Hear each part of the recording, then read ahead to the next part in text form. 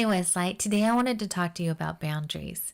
Um, I have been having like countless conversations with close friends and loved ones about systemic racism, COVID-19, and the upcoming elections.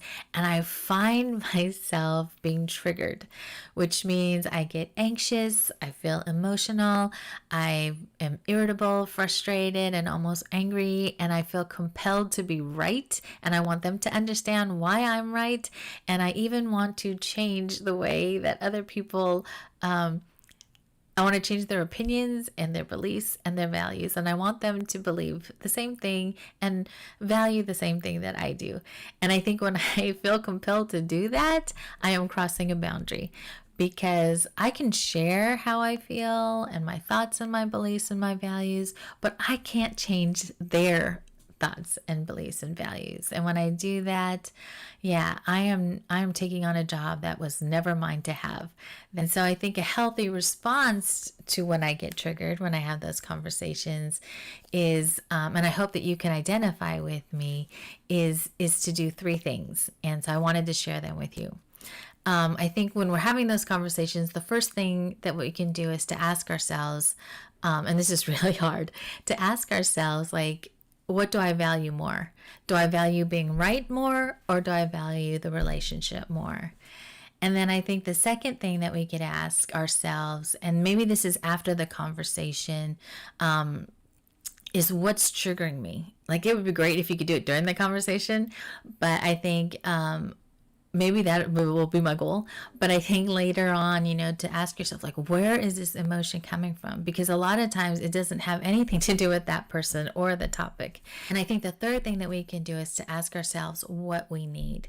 Because when we are well defined in our boundaries, like when we are at our healthiest, best place, that we can have our own and be clear on our own thoughts and beliefs and values, and allow others to have their own thoughts and beliefs and values, even if they're vastly different, even if they're clearly wrong, that when we're in our best place, we are okay with that. And we can accept them for who they are and where they're at and what they're thinking and what they value. And so when I think when we are triggered like that, and it's not a bad thing, but it's a reminder or a signal to us that maybe we need to focus on something. We need to focus on ourselves and what we need. It's easier to focus on, and I think our natural reaction is to focus on them and to think everything will be okay if they change.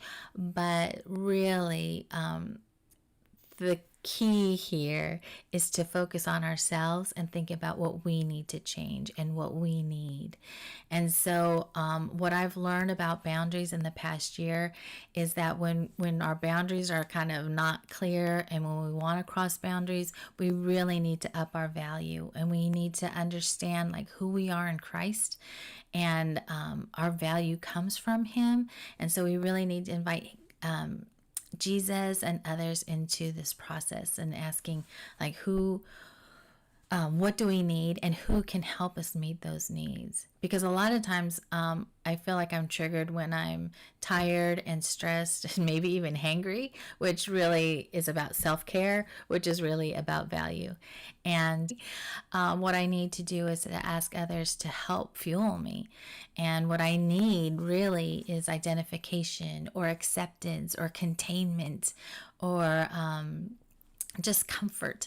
And when I can up my value in those ways, then that's going to help me be more boundaried and clear and well defined, so that I can respond in more loving and healthy ways, that we won't be so focused on changing other people's and intruding on their boundaries, but that we can focus on our own boundaries and focus on ourselves. Because really, again, like we always say, we can't control other people, but we can only control us.